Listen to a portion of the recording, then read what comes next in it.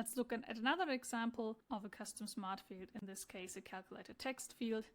And this is the reg status, or red, amber, green status from our campaign use case. And I want to show it to you to demonstrate that there are some simple ways to build little logic into your fields when you want to display some conditional information. So how do you do that? This field has a very simple structure. The closer the issue date is to the current date, the redder the traffic light gets.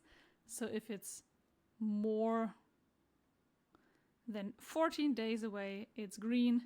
If it's more than 7 days away, it's yellow.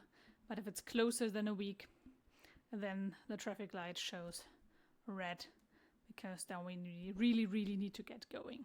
Again, here we have some simple functions to build that logic. So you take the current date and add 14 days to get the date to compare the due date with.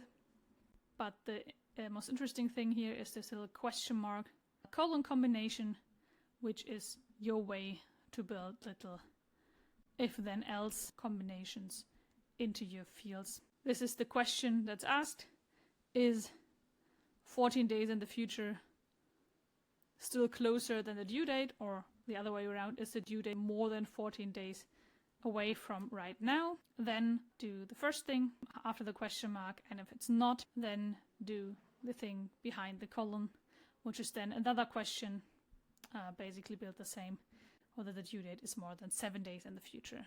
And if it's not, we go to the next option. And this way, using this little question mark in your expressions, you can build logic like this. This is just one way that the expression parser gives you a lot of options on what data to display in your smart fields.